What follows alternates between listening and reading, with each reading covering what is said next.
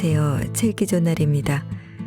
오늘 소개할 책은 인생의 행복은 50부터 찾아온다. 인생은 왜 50부터 반등하는가? 지은이는 조너선 나우시, 옮긴 이는 김고명, 발행은 부키입니다.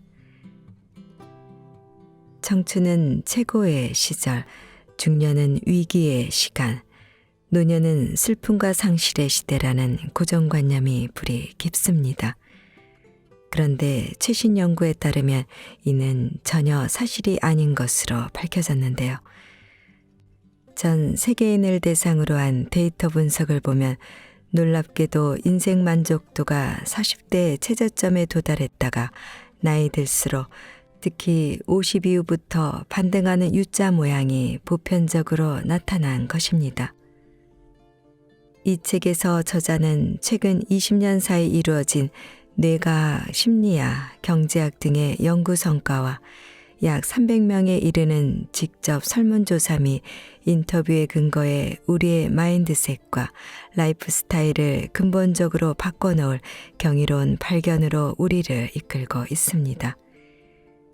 심리학계에서는 이미 중년의 위기는 근거가 전혀 없는 속설에 불과하다고 결론 내린 상태이며 인생이 더욱더 행복해지는 쪽으로 반등하는 리부팅기라고 말합니다. 오늘날 현대의학과 보건 시스템 덕분에 수명이 연장되면서 우리는 인생에서 가장 만족스럽고 가장 친사회적인 시기가 10년에서 20년 또는 심지어 30년까지 연장되는 과정에 있으며 사회학자들은 중년과 노년 사이에 출현한 이 새로운 인생 단계를 앙코르 성인기라고 부릅니다. 저자는 이 책에서 과학적 사실에 근거해 우리의 인생과 행복, 나이듦에 관한 착각과 오해를 바로 잡습니다. 그와 동시에 중년에게는 슬럼프와 번아웃 탈출을 위한 실질적인 처방을, 노년에게는 더 행복한 삶을 위한 생생한 안내 지도를 알려줍니다. 그럼으로써 중년에게는 위로와 용기를, 노년에게는 희망과 응원을 전하고 있습니다. 자, 그럼 지금부터 잠시 책 속으로 들어가 보겠습니다. 오늘도 책 읽기 전날과 함께 즐거운 시간 되세요. 구독, 좋아요, 알림 설정은 사랑입니다.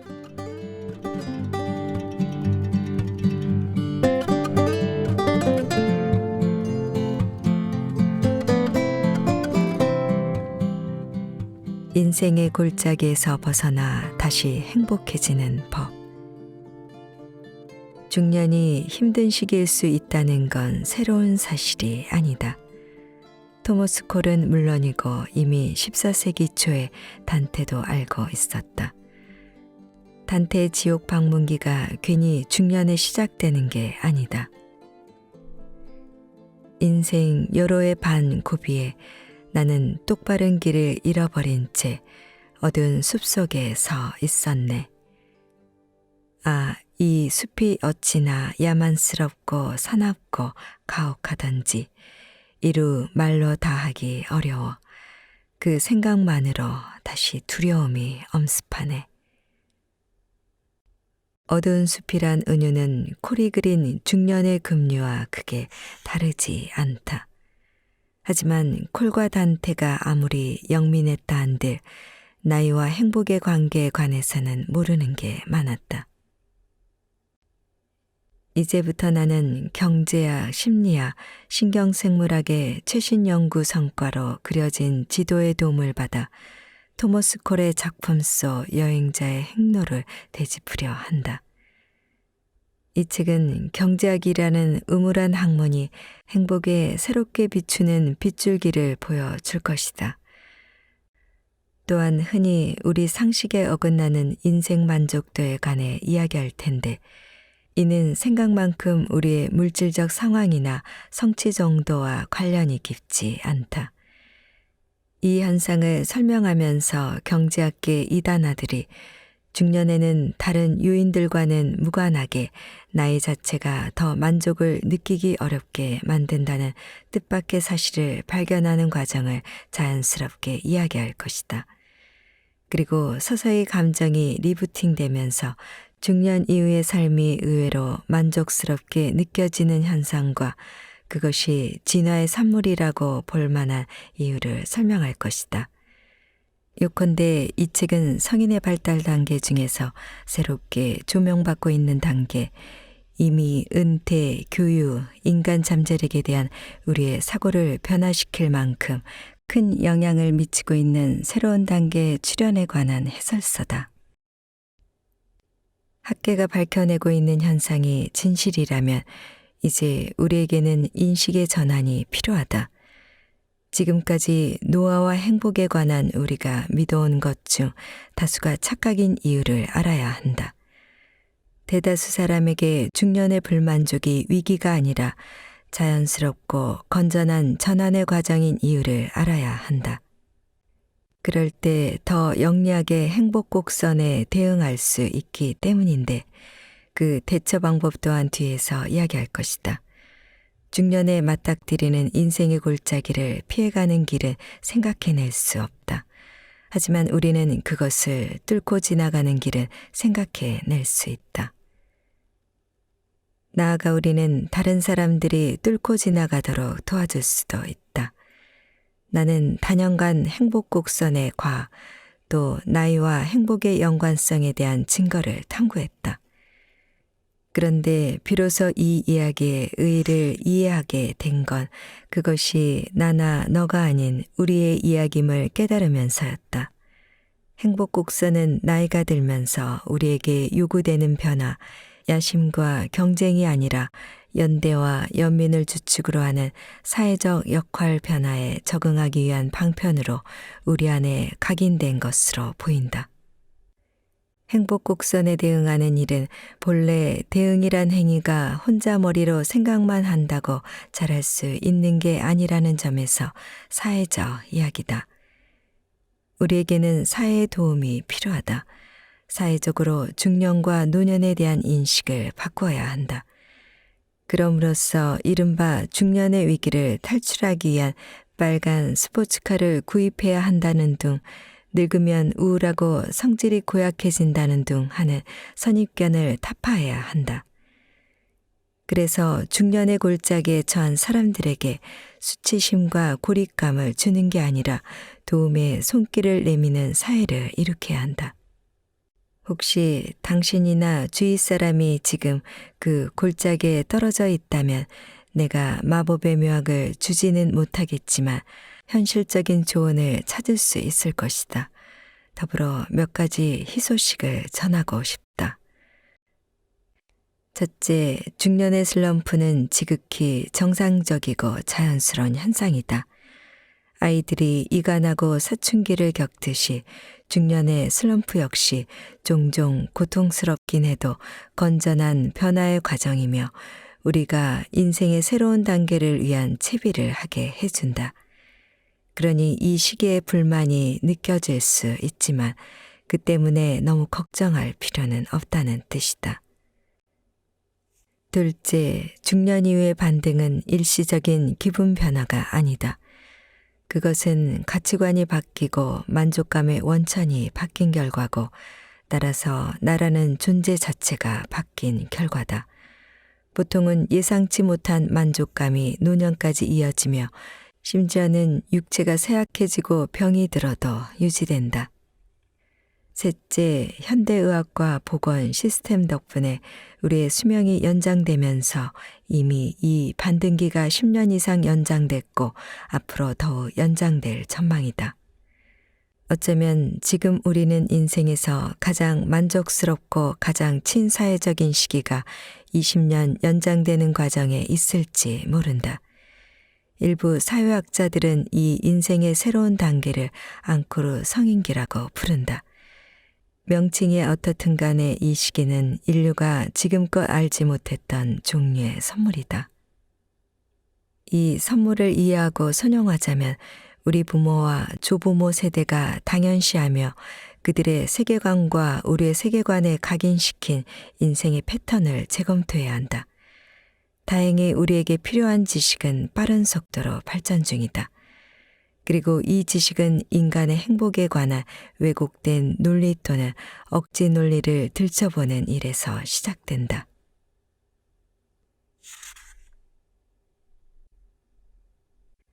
사회적 부 대 물리적 부.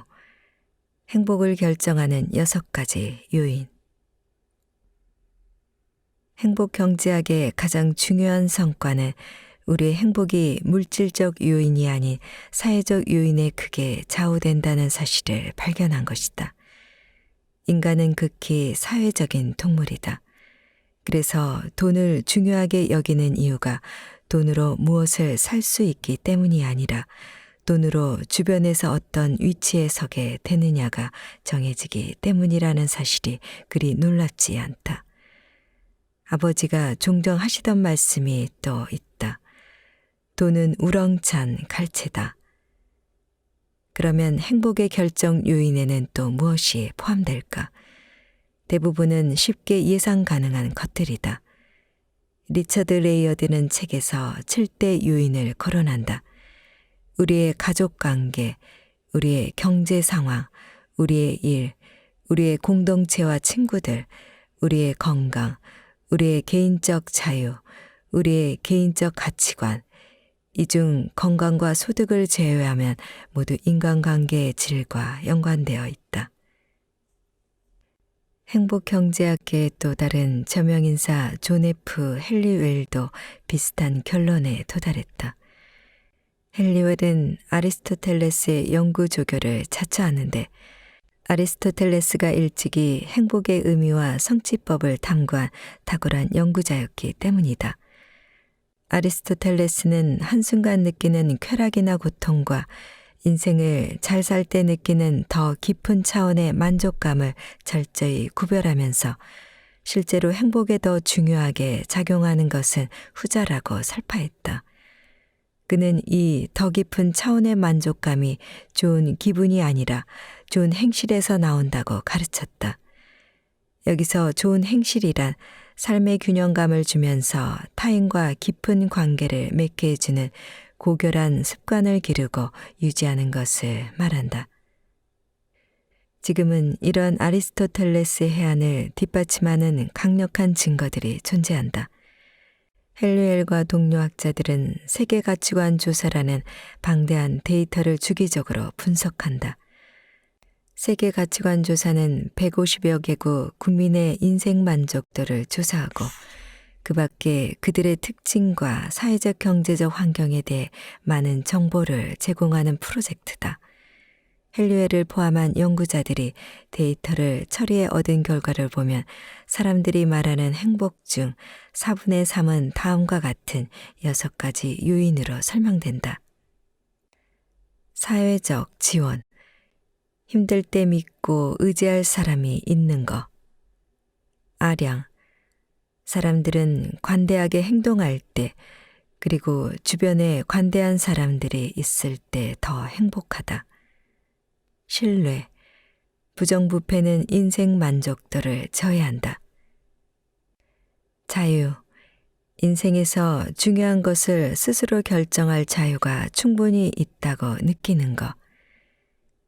1인당 소득, 건강 수명, 평균 수명에서 아픈 기간을 제외한 수명. 그런데 이 목록에서 6가지 요인 중 4가지가 사회관계와 연관되어 있다.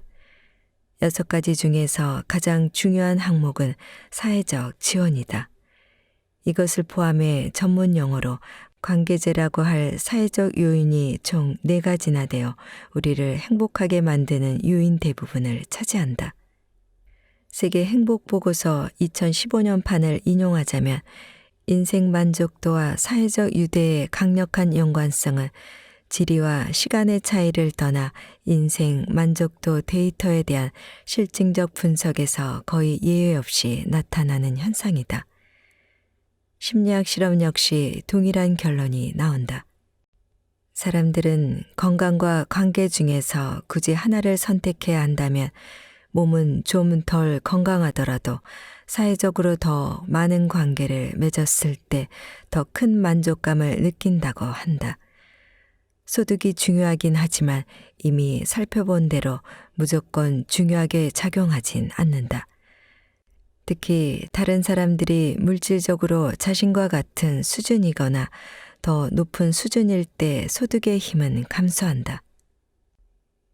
이탈리아 경제학자 스테파노 바르톨리니와 프란체스코 사라치노가 27개국의 데이터를 분석해 보니 실제로 국민소득 증가와 함께 인생 만족도가 증가하는 현상은 단기간에만 나타나고 이후에는 사람들이 소득 증가분에 익숙해졌다. 더 장기적인 관점에서 보면 경제 성장이 행복에 끼치는 영향은 완전히 소멸된다. 이와 반대로 어떤 집단에 대한 소속감이 강해지거나 그 밖에 여러 형태로 사회적 유대감이 강화되면 단기적으로는 만족감이 조금 증가하지만 장기적으로는 크게 증가한다. 이처럼 사회적 유대의 효과는 누적되고 지속된다. 소득으로 만족감을 유지하려면 계속해서 더 많은 돈을 벌어야 하는 것으로 보인다. 반면에 신뢰를 쌓고 관계를 형성하는 등 여러 형태로 사회적 지원을 확보하는 것은 행복을 차곡차곡 저축한다. 또 한편으로 사회적 유대는 경제 위기가 초래한 고통을 크게 완화할 수 있다. 대침체 당시 인생 만족도라는 관점에서 보자면 신뢰와 상호 지원의 수준이 높은 국가가 사회적 유대 관계가 약한 국가보다 위기를 훨씬 잘 버텨냈다. 힘든 시기에 다 함께 힘을 합친다는 연대의식이 참혹한 사회적 또는 경제적 실현조차 누그러뜨릴 수 있음을 2차 세계대전을 겪은 미국인과 영국인이라면 잘 알 것이다. 진정한 부는 물질적 부가 아니라 사회적 부다. 가장 친밀한 형태의 사회적 유대, 많은 사람이 가장 중요하게 여기는 사회적 유대는 결혼이다. 우리의 아내와 남편은 우리가 가장 먼저 의지할 수 있는 의사요, 간호사요, 상담사다. 우리의 배우자는 양육의 동반자이자 인생의 역경에 함께 맞서는 동지다. 결혼을 하면 친족과 지인의 범위가 2배 정도 넓어지고 모든 형태의 유대 관계 중에서 제일 중요한 관계인 가족이 만들어진다. 그러니 평균적으로 볼 때 결혼, 특히 초혼이 결혼에 매우 긍정적으로 작용하고 반대로 이혼은 심각한 악영향을 미치는 것이 당연하다.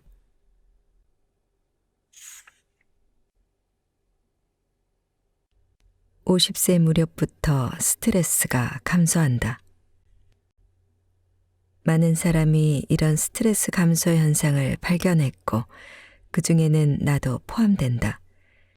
내가 인생의 각 10년을 잘 표현하는 단어나 문구를 말해달라고 했을 때 스트레스가 나오는 빈도를 보면 20대에 제법 높고 30대에는 거기서 더 증가하고 40대에는 또 증가한 후 50대에는 20대보다 낮은 수준으로 떨어져 이후로 계속 하락한다. 분주함과 일이라는 말도 비슷한 패턴을 따르는 것을 보면 일터를 떠나는 것이 어느 정도 영향을 미치는 것 같다. 하지만 그게 전부는 아니다. 스트레스는 은퇴 연령이 되기 10여 년 전부터 급격히 감소하기 때문이다. 내가 이 점을 번뜩 깨달은 건 아서 스톤과 대화를 나누면서다. 스톤은 서동 캘리포니아 대학교에서 행복 곡선을 연구하는 심리학자다. 숙련된 임상 심리학자로서 사람의 육체와 정신이 스트레스, 고통, 피로 같은 일상의 장애물에 어떤 영향을 받는지를 오래 연구했다. 스톤에 따르면 미국인 150만 명이라는 방대한 표본을 대상으로 전날 스트레스가 심했는지 물은 갤럽 조사에서 엄청나게 강력한 패턴이 발견됐다. 18에서 50세 응답자 중에서는 절반 또는 그 이상이 그렇다고 말했다. 그런데 50세부터 70세에는 그 비율이 20% 정도로 감소하죠. 직선으로 쭉 떨어져요. 절반이었던 비율이 5명 중 1명으로 줄어드는 거예요. 만성적으로 건강에 문제가 있을 연령대 말이죠. 효과 크기가 어마어마해요. 하락의 경사와 규칙성도 평범하지 않고요. 과학에서 이런 패턴을 보는 경우는 정말 드뭅니다. 그래서 그는 같은 학교 소속인 스테판 슈나이더, 조앤 브로더릭과 공동으로 초호랑 데이터 세트 2개를 추가 분석했다. 결과는 동일했다. 잡음이 더 끼긴 했지만 50세부터 70세에서 정확히 똑같은 유형의 감소세가 발견됐습니다. 그들은 스트레스가 그렇게 급격히 감소하는 원인이 무엇인지 밝히기 위해 약 20개의 변수를 보정했는데 거기에는 우리가 스트레스 감소의 원인으로 생각할 만한 것은 거의 다 포함됐다. 그래도 패턴은 변하지 않았다. 오히려 패턴이 더 강해지는 것이 마치 나이 자체가 스트레스를 감소시키는 것 같았다. 또는 아직 알려지지 않은 변수가 스트레스를 줄이는 것일 수 있었다. 원인이 무엇이든 간에 스톤이 비공식으로 실시한 설문조사에서도 같은 맥락의 결과가 나왔다. 그는 사람들에게 다시 20살로 돌아가고 싶은지 대놓고 물었다고 한다. 놀랍게도 50대와 60대 중에서 딱 한 사람만 빼고는 모두 아니요, 그냥 지금 이 나이로 있을래요 라고 대답했어요. 감정 절제력이 좋아진다. 젊은 사람들은 감정을 절제하는 게 진짜 잘 안 돼요. 로라 카스텐슨이 자신과 다른 연구자들의 연구 결과를 요약한 말이다. 누구나 젊은 시절에는 감정의 최고점이 저 높이 있고 최저점이 저 아래에 있던 걸 기억할 것이다. 극단적인 감정이 짜릿하긴 하다. 그렇지만 아서스톤의 비공식 설문조사에서 알 수 있듯이 나이가 들어 감정이 롤러코스터를 타던 시기를 지난 사람 중에는 다시 그 시절로 돌아가기를 원치 않는 사람이 훨씬 많다. 토머스 콜이 그린 청춘에서 여행자는 에덴 동산 같은 풍광에 둘러싸여 있다. 잔잔한 강물, 녹음이 우거진 땅, 푸른 하늘. 하지만 콜이 한 폭의 그림에 다 담지 못한 것이 있다. 바로 변화무쌍한 청춘의 정서, 기우다. 일순간만 지나도 여행자는 내후에 흠뻑 젖거나 돌풍에 강타당할 수 있다. 나이 들면서 정서기후가 대체로 안정되는 이유 중 하나는 인생의 경험이 쌓이기 때문이 아닐까 싶다. 코넬 대학교의 심리학자 일레인 웨딩턴은 평균적으로 보면 사람들은 나이가 들면서 뭔가를 배워 깨닫는 듯하고 그래서 감정이 잔잔해지는 것 같아요. 그래서 이젠 그런 것에 휘둘리지 않아요 라고 말하죠 라고 내게 말했다. 이 밖에 잠시 후 설명하겠지만 나이 자체 그리고 더 나아가 생물학적 특성과 관련이 더 깊은 이유들이 있는 것 같다.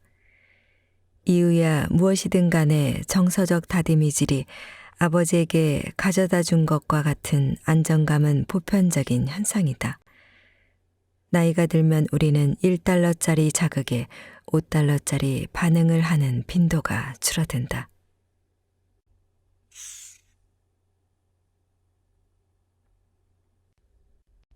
인생 후반전은 짐이 아니라 선물이다. 나는 나이 들어 육체 한계와 노쇠를 느끼는 사람들을 인터뷰하면서 노년의 만족감에 대한 나름의 분석을 들을 수 있기를 기대했다. 그런데 만족감에 대한 이야기는 많이 들었어도 이렇다 할 해설은 별로 듣지 못했다.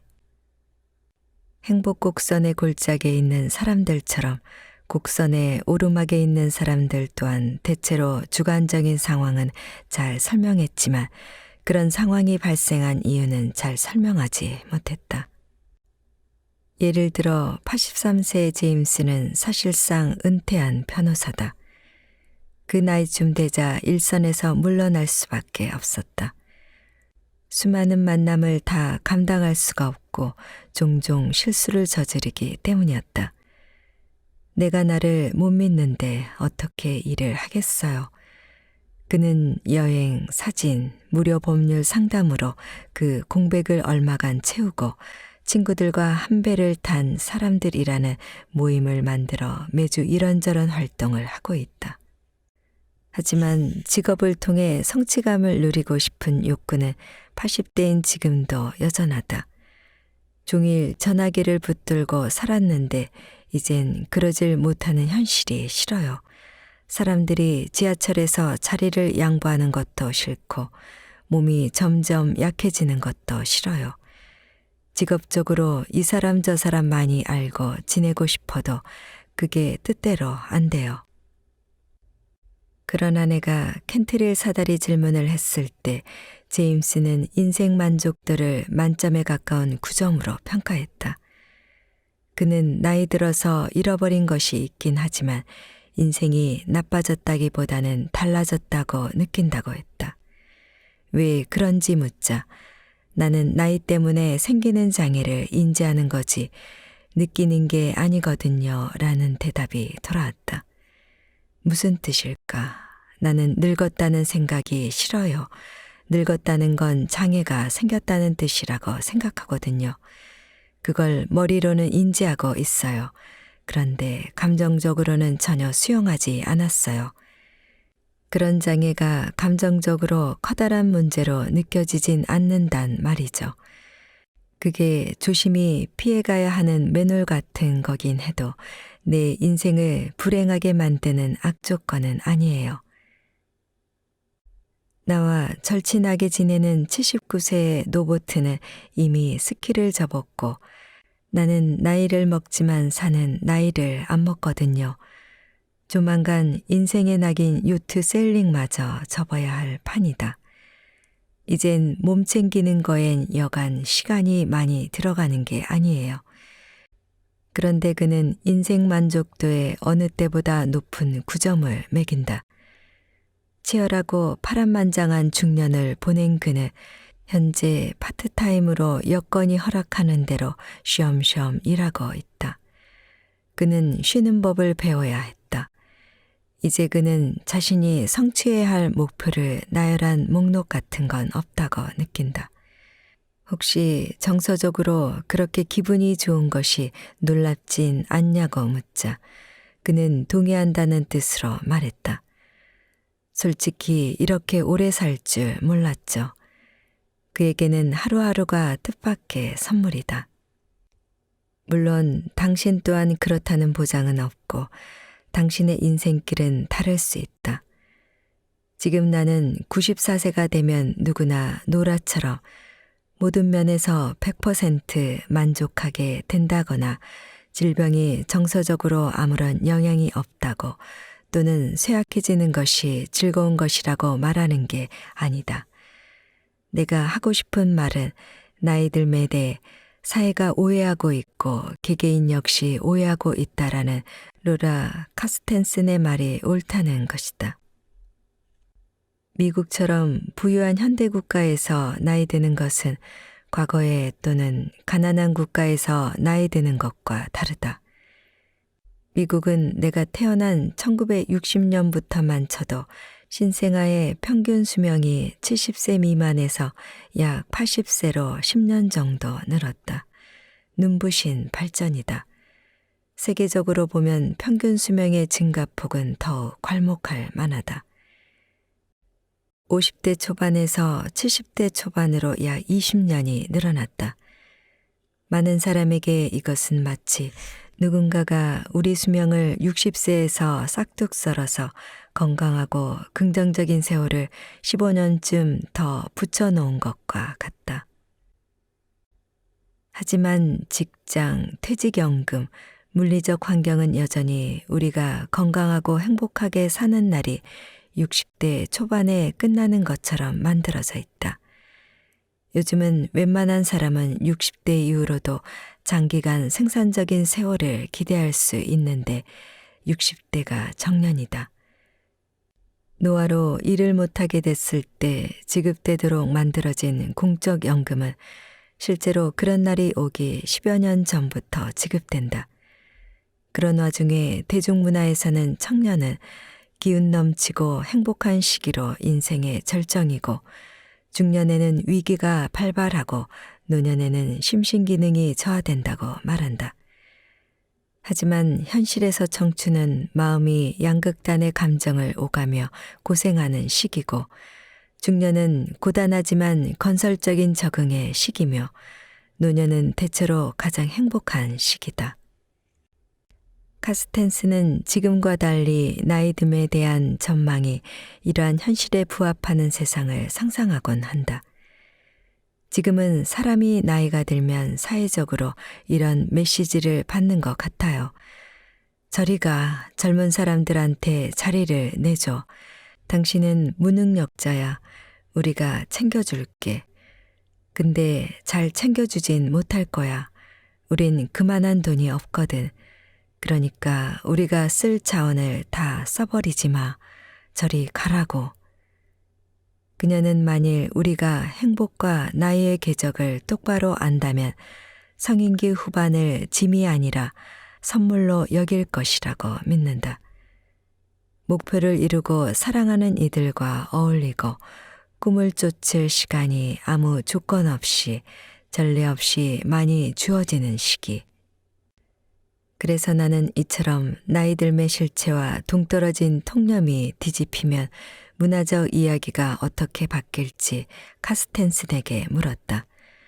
그녀는 우선 사회 차원에서는 노인들의 참여를 독려해 그들의 재능을 활용하기 위한 움직임이 크게 늘어나 노인들이 부채가 아닌 자산으로 여겨지고 다시 사회생활의 중심으로 복귀하게 될 것이라고 대답했다. 그리고 개인 차원에서는 우리가 젊은이들에게 그들 인생의 궤적에 대해 다른 이야기를 하게 될 것이라고 했다.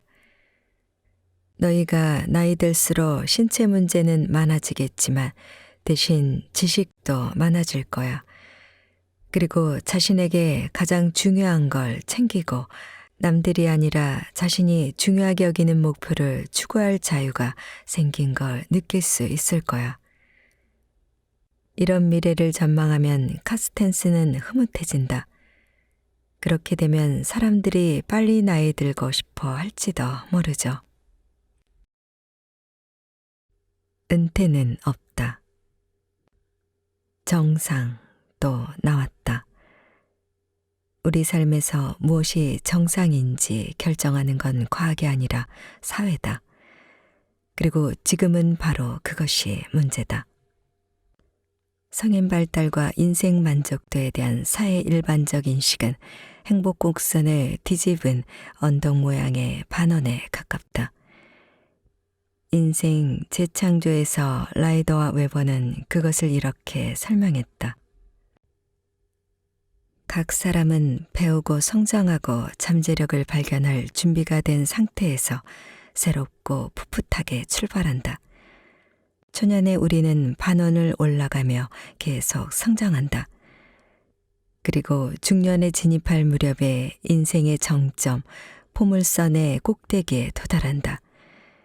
이후 중년을 지나면서 하락이 시작돼 은퇴를 하고 노년을 지나 마침내 죽음에 이른다. 이처럼 구시대적이지만 여전히 만연한 패러다임 속에서 행복 곡선은 정상으로 취급되지 않는다. 정상의 정반대에 더 가깝다. 당연히 우리에게 익숙한 개념은 중년의 위기다. 하지만 위기라는 단어가 암시하듯 그것은 극단적이고 특이하고 부정적인 것이다. 우리는 가능하면 그것을 피하려 하고 피할 수 없으면 숨긴다. 우리는 사회적으로 실제와 상충하는 정상성 이야기를 함으로써 지극히 정상적인 전환기를 실망스럽고 수치스러운 것으로 전락시킨다. 우리는 사람들이 중년의 인생에 대한 최고의 대응력을 보이기를 기대함으로써 그들이 위태롭게 표류하는 것 같은 기분이 들어도 홀로 버티게 만든다. 그들이 홀로 버티게 함으로써 고립감을 따라서 불행감을 키운다. 50세가 되면 가장 좋은 시절은 이미 지나갔다고 말함으로써 미래에 대한 전망을 암울하게 만든다. 이렇게 성인 발달에 대해 잘못된 이야기를 함으로써 우리는 미끼를 놓고 중년의 덫을 설치한다. 어쩌면 이 덫을 완전히 해체하기는 불가능할지 모른다. 덫의 일부가 우리 안에 각인된 것으로 보이기 때문이다. 하지만 이 덫에는 사회적 착각에서 기인하는 부분 또한 존재한다. 나는 행복곡선에 대한 이야기가 확산되면 예측오차, 즉 우리가 45세나 50세에 실제로 느끼는 만족도와 그 나이에 마땅히 느껴야 한다고 생각하는 만족도의 차이가 좁혀질 거라고 믿는다. 중년의 전환기가 건전한 정서적 리부팅의 과정이며 개인은 물론이고 사회에 대단히 긍정적으로 작용한다는 실상을 아는 사람과 조직이 늘어나면 사회적 지원이 더욱 활발해질 것이다. 지역사회와 기업과 대학이 그리고 최종적으로는 굼뜬 정부까지 중년의 전환기를 거치는 사람들에게 필요한 자원을 공급하고 도움의 손길을 내밀 것이다. 무엇보다 중요한 점은 우리가 나이와 인생 만족도에 대해 하는 이야기가 우리 삶에 부합하리란 것이다. 청소년기가 그랬듯이 행복곡선은 지극히 정상적이고 당연한 현상으로 제도에 편입될 것이다. 예전에는 왜 이것을 수치스럽게 여겼는지 모르겠다는 말이 나올 것이다. 어쩌면 바라건대 스포츠카에 얽힌 이미지도 종적을 감출지 모른다.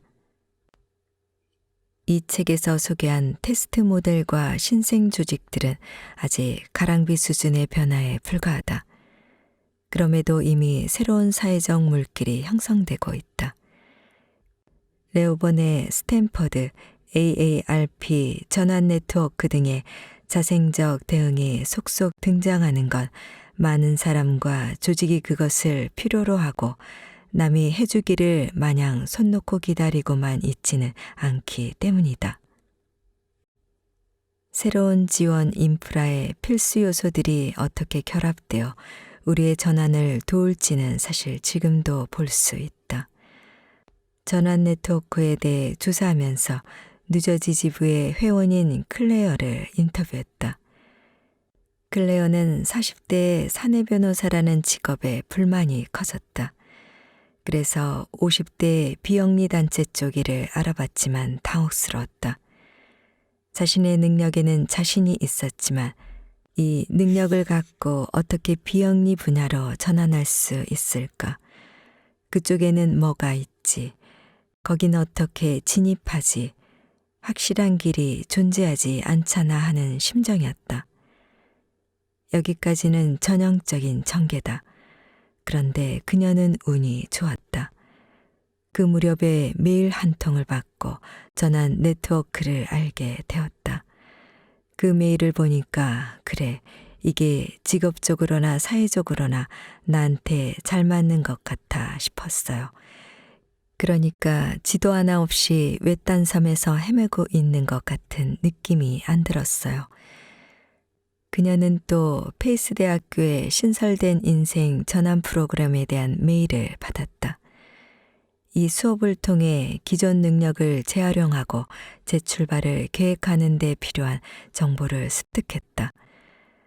또 수업에서 커리어 전환자를 사회적 목적을 가진 조직과 연결해 1년간 일할 기회를 마련해주는 앙코르다 오르그 연수 프로그램에 대해 알게 됐다.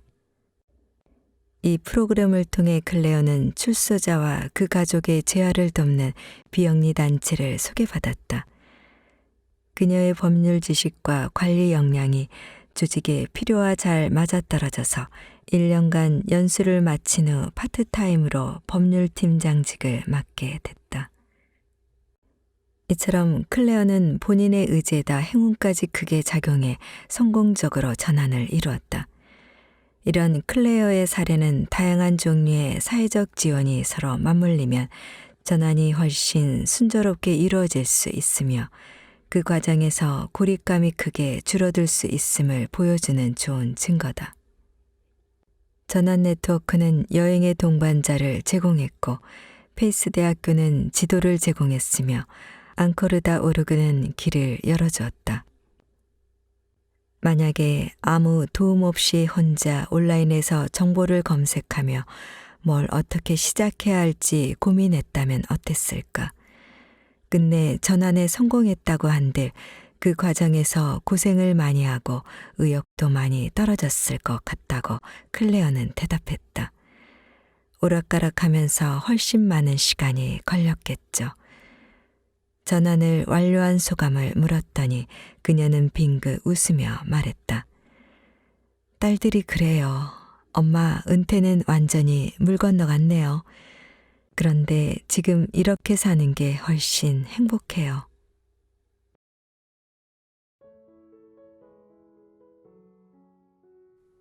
인생의 골짜기에서 벗어나 다시 행복해지는 법. 중년이 힘든 시기일 수 있다는 건 새로운 사실이 아니다. 토머스 콜은 물론이고 이미 14세기 초에 단테도 알고 있었다. 단테의 지옥 방문기가 괜히 중년에 시작되는 게 아니다. 인생 여로의 반 고비에 나는 똑바른 길을 잃어버린 채 어두운 숲속에 서 있었네. 아, 이 숲이 어찌나 야만스럽고 사납고 가혹하던지 이루 말로 다하기 어려워 그 생각만으로 다시 두려움이 엄습하네. 어두운 숲이란 은유는 콜이 그린 중년의 급류와 크게 다르지 않다. 하지만 콜과 단테가 아무리 영민했다 한들 나이와 행복의 관계에 관해서는 모르는 게 많았다. 이제부터 나는 경제학, 심리학, 신경생물학의 최신 연구 성과로 그려진 지도의 도움을 받아 토머스 콜의 작품 속 여행자의 행로를 되짚으려 한다. 이 책은 경제학이라는 음울한 학문이 행복에 새롭게 비추는 빗줄기를 보여줄 것이다.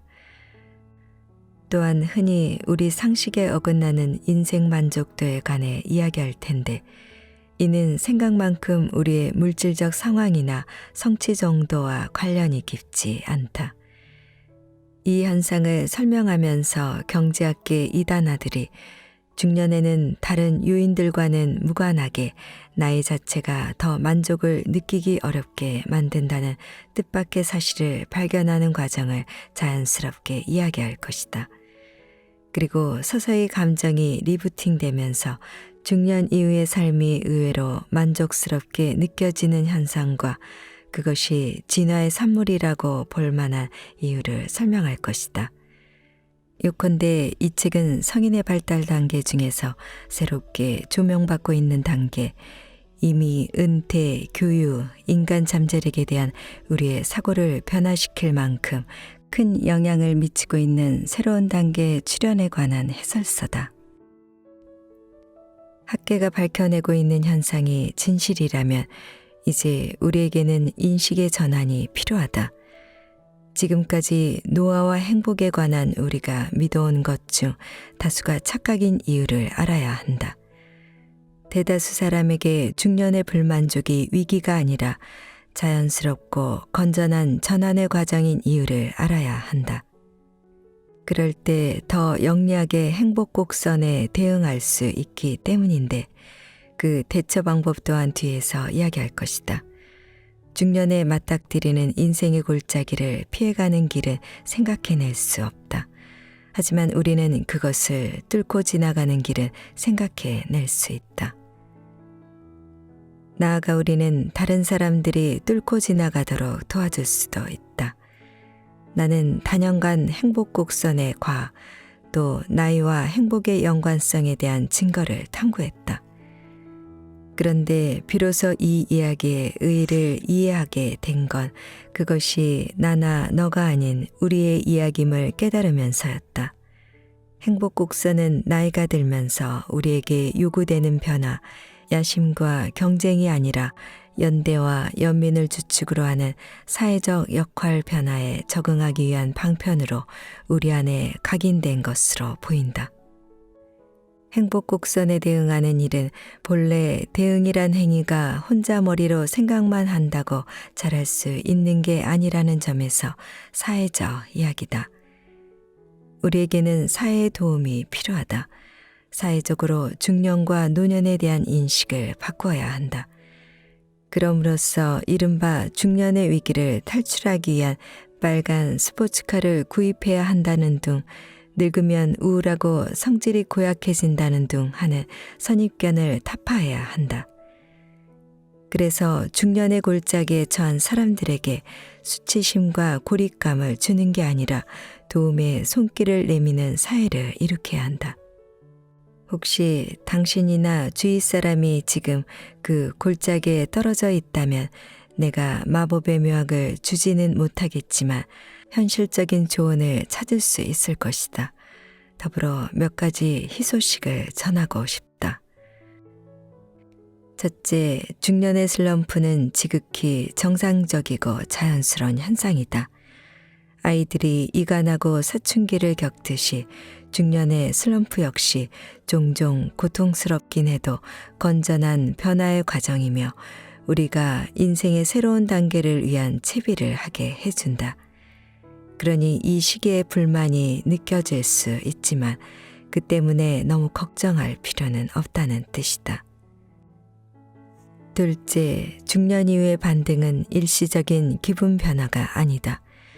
그것은 가치관이 바뀌고 만족감의 원천이 바뀐 결과고 따라서 나라는 존재 자체가 바뀐 결과다. 보통은 예상치 못한 만족감이 노년까지 이어지며 심지어는 육체가 쇠약해지고 병이 들어도 유지된다. 셋째, 현대의학과 보건 시스템 덕분에 우리의 수명이 연장되면서 이미 이 반등기가 10년 이상 연장됐고 앞으로 더욱 연장될 전망이다.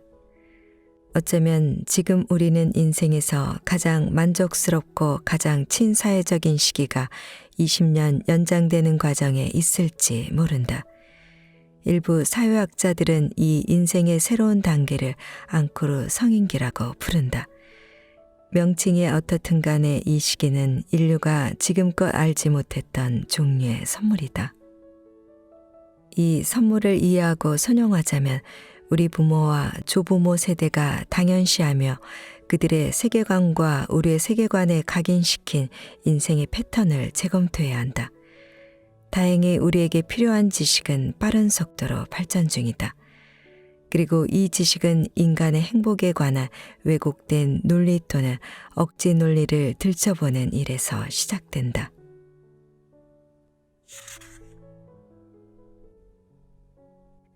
사회적 부대, 물리적 부, 행복을 결정하는 6가지 요인.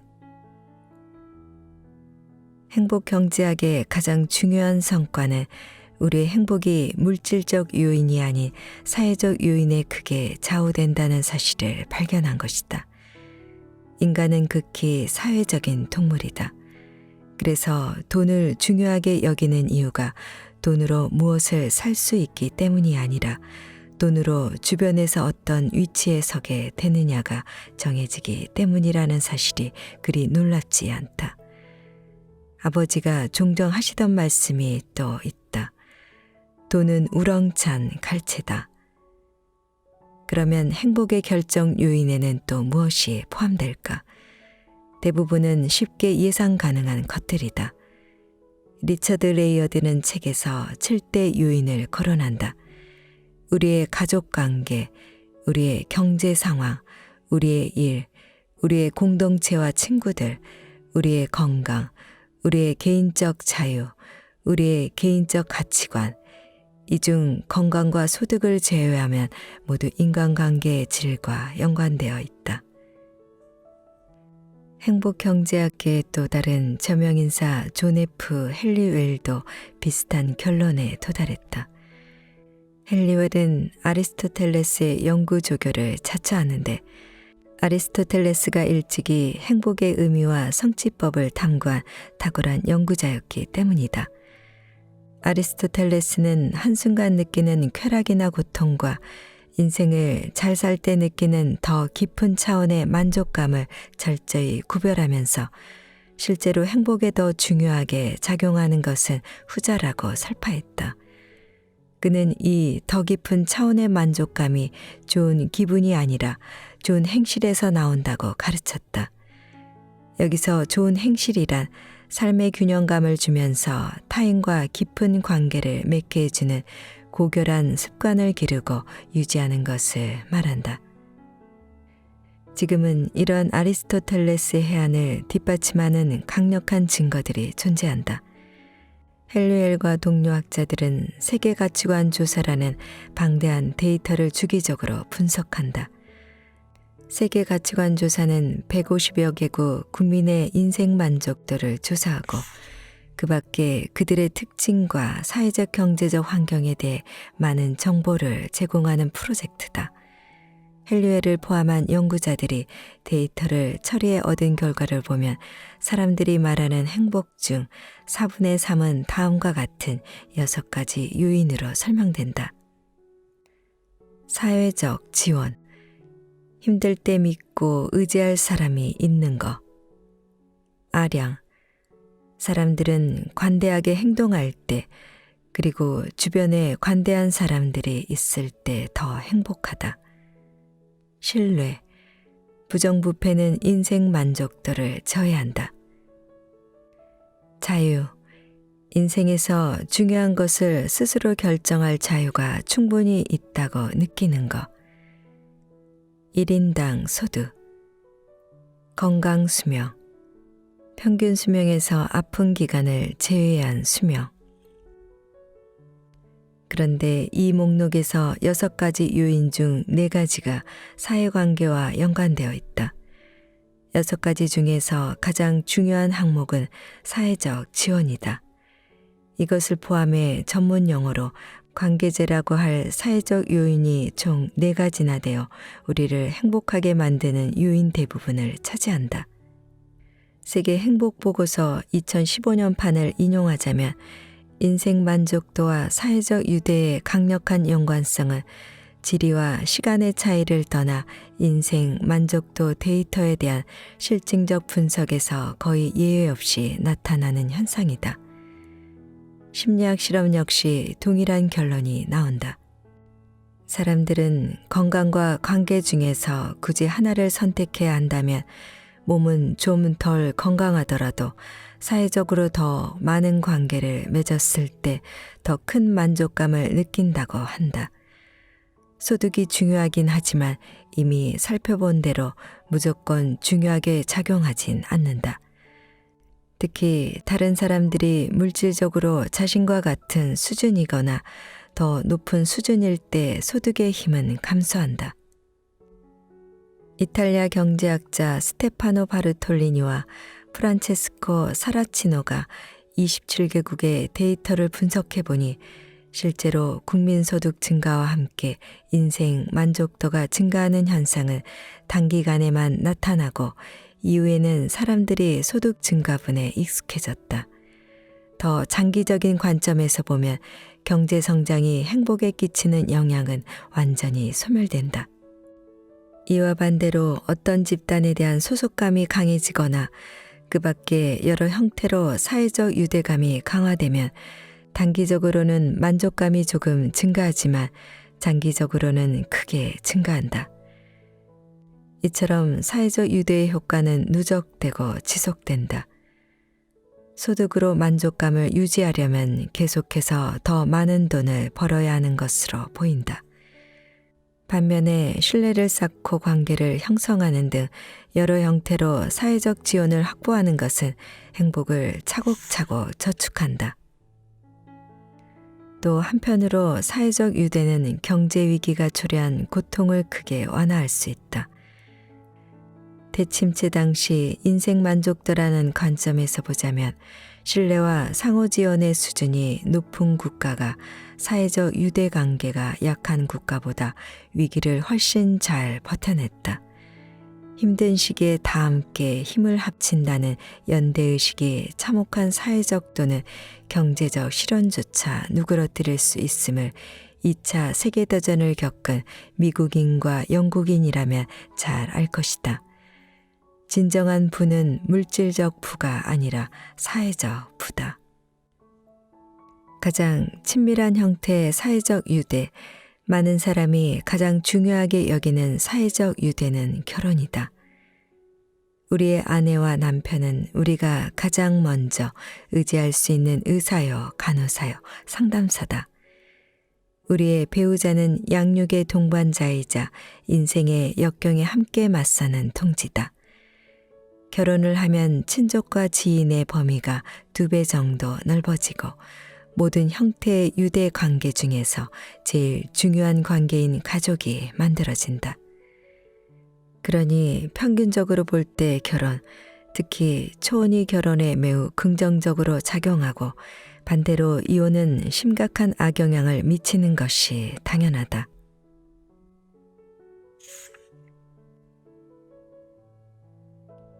50세 무렵부터 스트레스가 감소한다.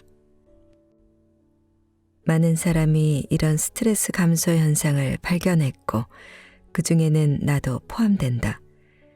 내가 인생의 각 10년을 잘 표현하는 단어나 문구를 말해달라고 했을 때 스트레스가 나오는 빈도를 보면 20대에 제법 높고 30대에는 거기서 더 증가하고 40대에는 또 증가한 후 50대에는 20대보다 낮은 수준으로 떨어져 이후로 계속 하락한다. 분주함과 일이라는 말도 비슷한 패턴을 따르는 것을 보면 일터를 떠나는 것이 어느 정도 영향을 미치는 것 같다. 하지만 그게 전부는 아니다. 스트레스는 은퇴 연령이 되기 10여 년 전부터 급격히 감소하기 때문이다.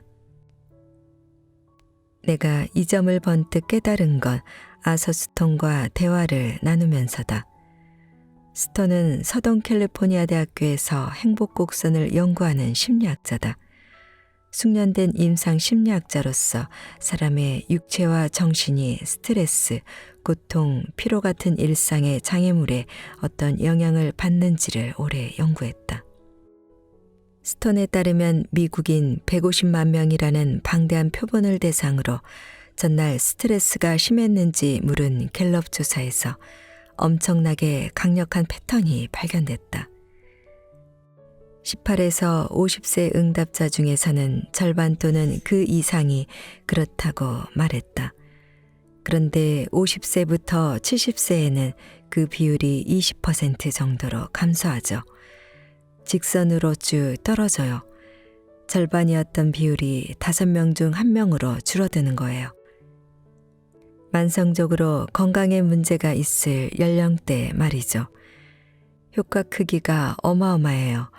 하락의 경사와 규칙성도 평범하지 않고요. 과학에서 이런 패턴을 보는 경우는 정말 드뭅니다.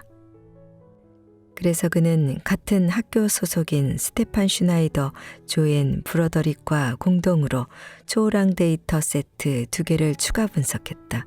결과는 동일했다. 잡음이 더 끼긴 했지만 50세부터 70세에서 정확히 똑같은 유형의 감소세가 발견됐습니다.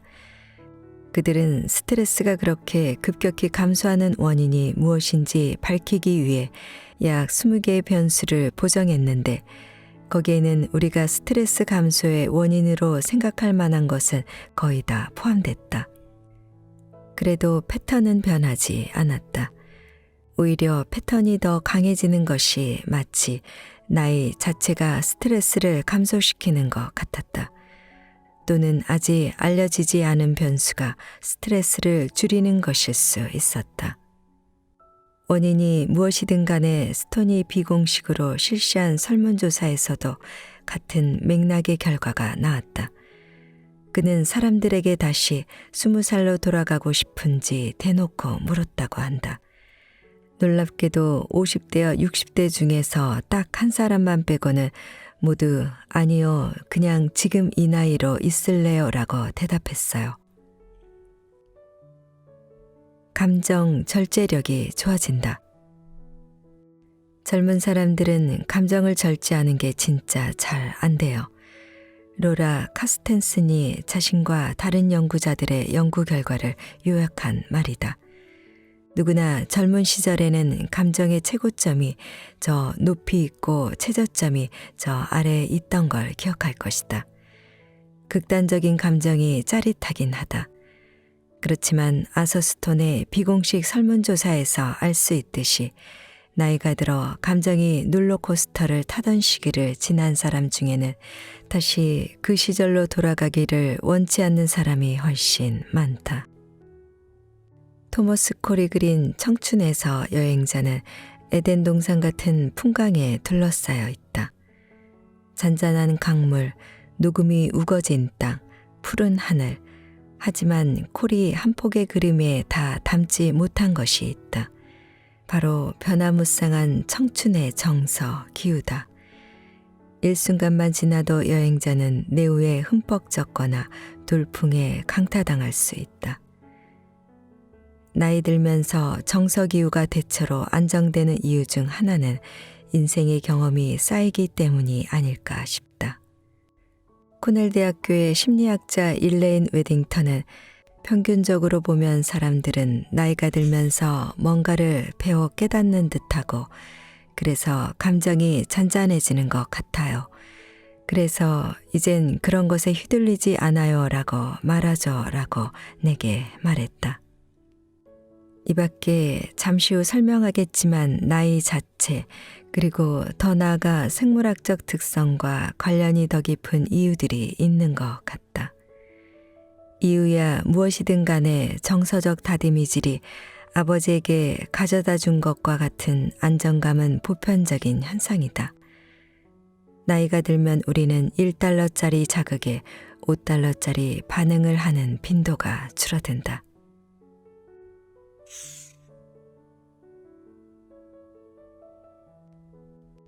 인생 후반전은 짐이 아니라 선물이다.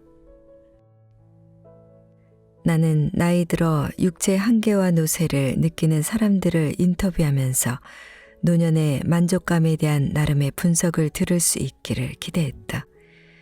그런데 만족감에 대한 이야기는 많이 들었어도 이렇다 할 해설은 별로 듣지 못했다. 행복 곡선의 골짜기에 있는 사람들처럼 곡선의 오르막에 있는 사람들 또한 대체로 주관적인 상황은 잘 설명했지만 그런 상황이 발생한 이유는 잘 설명하지 못했다. 예를 들어 83세의 제임스는 사실상 은퇴한 변호사다. 그 나이쯤 되자 일선에서 물러날 수밖에 없었다. 수많은 만남을 다 감당할 수가 없고 종종 실수를 저지르기 때문이었다. 내가 나를 못 믿는데 어떻게 일을 하겠어요. 그는 여행, 사진, 무료 법률 상담으로 그 공백을 얼마간 채우고 친구들과 한 배를 탄 사람들이라는 모임을 만들어 매주 이런저런 활동을 하고 있다. 하지만 직업을 통해 성취감을 누리고 싶은 욕구는 80대인 지금도 여전하다. 종일 전화기를 붙들고 살았는데 이젠 그러질 못하는 현실이 싫어요. 사람들이 지하철에서 자리를 양보하는 것도 싫고 몸이 점점 약해지는 것도 싫어요. 직업적으로 이 사람 저 사람 많이 알고 지내고 싶어도 그게 뜻대로 안 돼요. 그러나 내가 켄트릴 사다리 질문을 했을 때 제임스는 인생 만족도를 만점에 가까운 9점으로 평가했다. 그는 나이 들어서 잃어버린 것이 있긴 하지만 인생이 나빠졌다기보다는 달라졌다고 느낀다고 했다.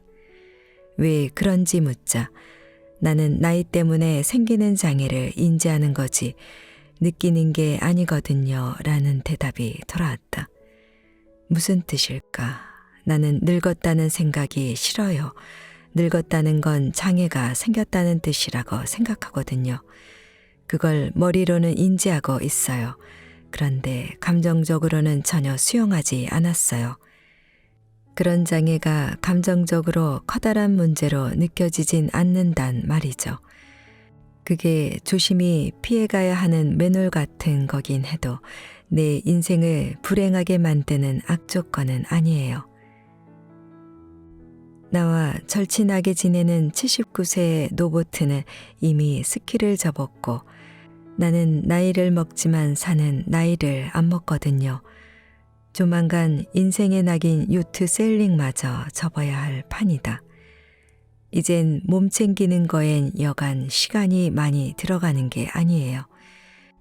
그런데 그는 인생 만족도에 어느 때보다 높은 9점을 매긴다. 치열하고 파란만장한 중년을 보낸 그는 현재 파트타임으로 여건이 허락하는 대로 쉬엄쉬엄 일하고 있다. 그는 쉬는 법을 배워야 했다. 이제 그는 자신이 성취해야 할 목표를 나열한 목록 같은 건 없다고 느낀다.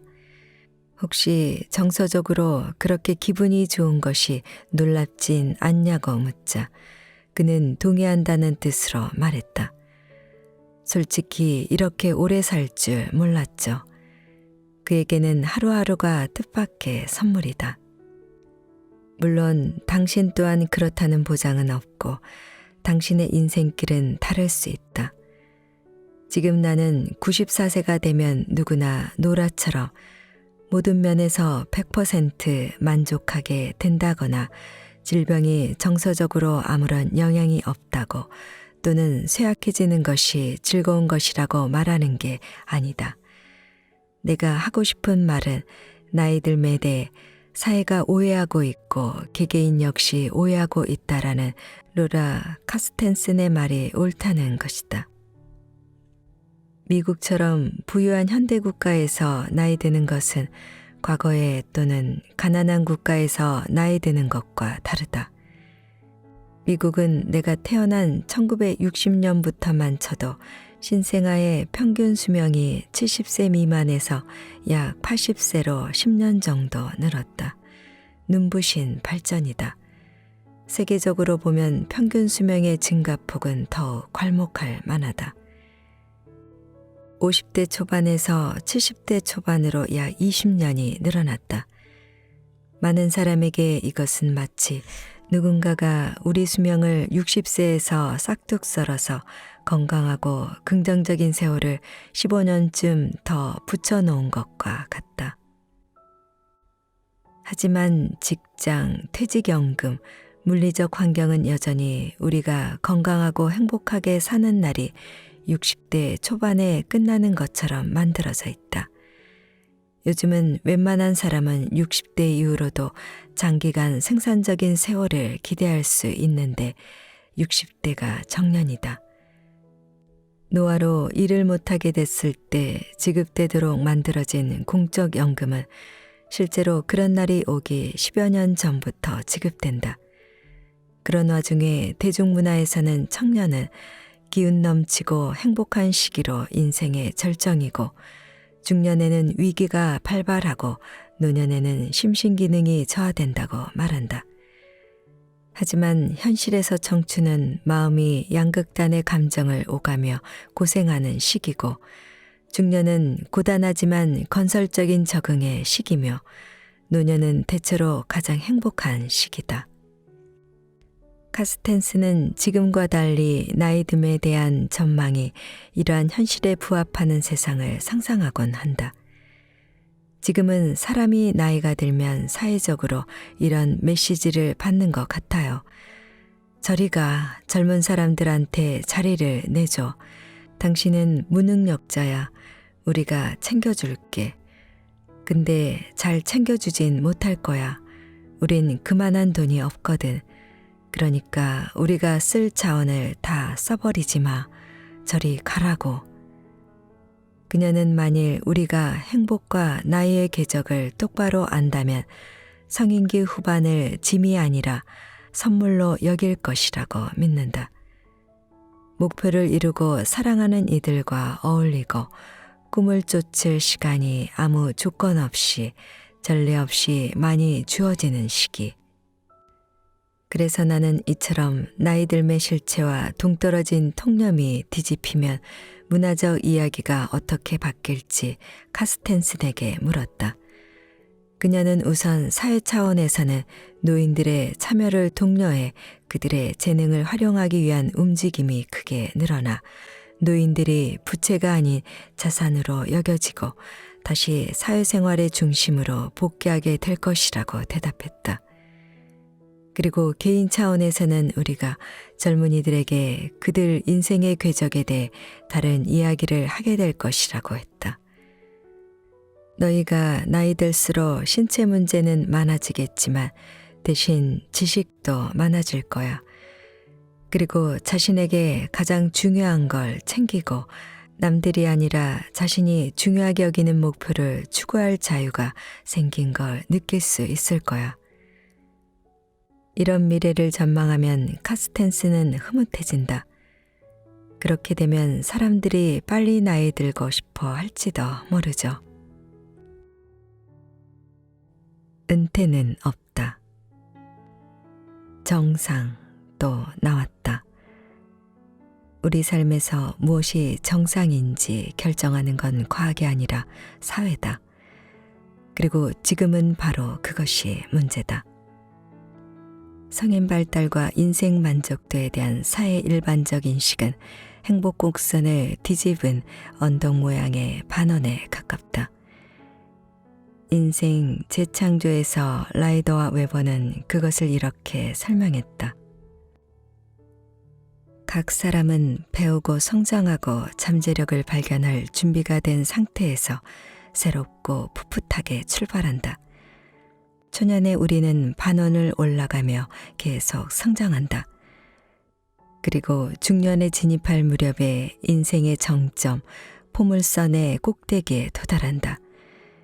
이후 중년을 지나면서 하락이 시작돼 은퇴를 하고 노년을 지나 마침내 죽음에 이른다. 이처럼 구시대적이지만 여전히 만연한 패러다임 속에서 행복 곡선은 정상으로 취급되지 않는다. 정상의 정반대에 더 가깝다. 당연히 우리에게 익숙한 개념은 중년의 위기다. 하지만 위기라는 단어가 암시하듯 그것은 극단적이고 특이하고 부정적인 것이다. 우리는 가능하면 그것을 피하려 하고 피할 수 없으면 숨긴다. 우리는 사회적으로 실제와 상충하는 정상성 이야기를 함으로써 지극히 정상적인 전환기를 실망스럽고 수치스러운 것으로 전락시킨다. 우리는 사람들이 중년의 인생에 대한 최고의 대응력을 보이기를 기대함으로써 그들이 위태롭게 표류하는 것 같은 기분이 들어도 홀로 버티게 만든다. 그들이 홀로 버티게 함으로써 고립감을 따라서 불행감을 키운다. 50세가 되면 가장 좋은 시절은 이미 지나갔다고 말함으로써 미래에 대한 전망을 암울하게 만든다. 이렇게 성인 발달에 대해 잘못된 이야기를 함으로써 우리는 미끼를 놓고 중년의 덫을 설치한다. 어쩌면 이 덫을 완전히 해체하기는 불가능할지 모른다. 덫의 일부가 우리 안에 각인된 것으로 보이기 때문이다. 하지만 이 덫에는 사회적 착각에서 기인하는 부분 또한 존재한다.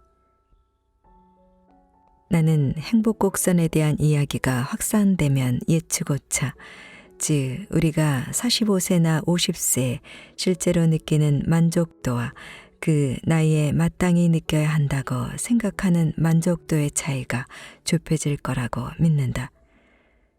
중년의 전환기가 건전한 정서적 리부팅의 과정이며 개인은 물론이고 사회에 대단히 긍정적으로 작용한다는 실상을 아는 사람과 조직이 늘어나면 사회적 지원이 더욱 활발해질 것이다.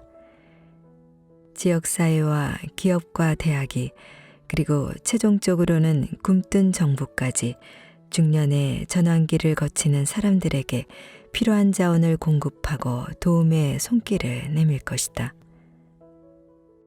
무엇보다 중요한 점은 우리가 나이와 인생 만족도에 대해 하는 이야기가 우리 삶에 부합하리란 것이다. 청소년기가 그랬듯이 행복 곡선은 지극히 정상적이고 당연한 현상으로 제도에 편입될 것이다. 예전에는 왜 이것을 수치스럽게 여겼는지 모르겠다는 말이 나올 것이다.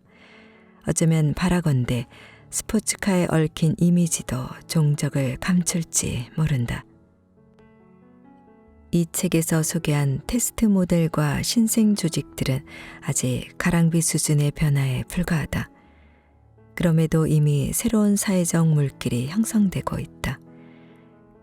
레오번의 스탠퍼드, AARP, 전환 네트워크 등의 자생적 대응이 속속 등장하는 건 많은 사람과 조직이 그것을 필요로 하고 남이 해주기를 마냥 손 놓고 기다리고만 있지는 않기 때문이다. 새로운 지원 인프라의 필수 요소들이 어떻게 결합되어 우리의 전환을 도울지는 사실 지금도 볼 수 있다. 전환 네트워크에 대해 조사하면서 뉴저지지부의 회원인 클레어를 인터뷰했다. 클레어는 40대의 사내 변호사라는 직업에 불만이 커졌다. 그래서 50대 비영리 단체 쪽 일을 알아봤지만 당혹스러웠다. 자신의 능력에는 자신이 있었지만 이 능력을 갖고 어떻게 비영리 분야로 전환할 수 있을까? 그쪽에는 뭐가 있지? 거긴 어떻게 진입하지? 확실한 길이 존재하지 않잖아 하는 심정이었다. 여기까지는 전형적인 전개다. 그런데 그녀는 운이 좋았다. 그 무렵에 메일 한 통을 받고 전환 네트워크를 알게 되었다. 그 메일을 보니까 그래, 이게 직업적으로나 사회적으로나 나한테 잘 맞는 것 같아 싶었어요. 그러니까 지도 하나 없이 외딴 섬에서 헤매고 있는 것 같은 느낌이 안 들었어요. 그녀는 또 페이스 대학교의 신설된 인생 전환 프로그램에 대한 메일을 받았다. 이 수업을 통해 기존 능력을 재활용하고 재출발을 계획하는 데 필요한 정보를 습득했다. 또 수업에서 커리어 전환자를 사회적 목적을 가진 조직과 연결해 1년간 일할 기회를 마련해주는 앙코르다 오르그 연수 프로그램에 대해 알게 됐다. 이 프로그램을 통해 클레어는 출소자와 그 가족의 재활을 돕는 비영리 단체를 소개받았다.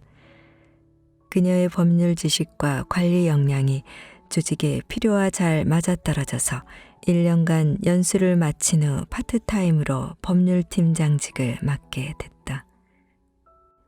이처럼 클레어는 본인의 의지에다 행운까지 크게 작용해 성공적으로 전환을 이루었다. 이런 클레어의 사례는 다양한 종류의 사회적 지원이 서로 맞물리면 전환이 훨씬 순조롭게 이루어질 수 있으며 그 과정에서 고립감이 크게 줄어들 수 있음을 보여주는 좋은 증거다. 전환 네트워크는 여행의 동반자를 제공했고 페이스 대학교는 지도를 제공했으며 앙코르다 오르그는 길을 열어주었다. 만약에 아무 도움 없이 혼자 온라인에서 정보를 검색하며 뭘 어떻게 시작해야 할지 고민했다면 어땠을까? 끝내 전환에 성공했다고 한들 그 과정에서 고생을 많이 하고 의욕도 많이 떨어졌을 것 같다고 클레어는 대답했다. 오락가락하면서 훨씬 많은 시간이 걸렸겠죠. 전환을 완료한 소감을 물었더니 그녀는 빙긋 웃으며 말했다. 딸들이 그래요. 엄마 은퇴는 완전히 물 건너갔네요. 그런데 지금 이렇게 사는 게 훨씬 행복해요.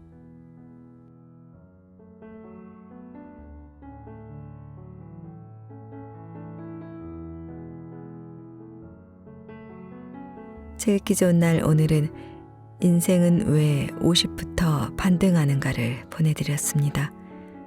감사합니다.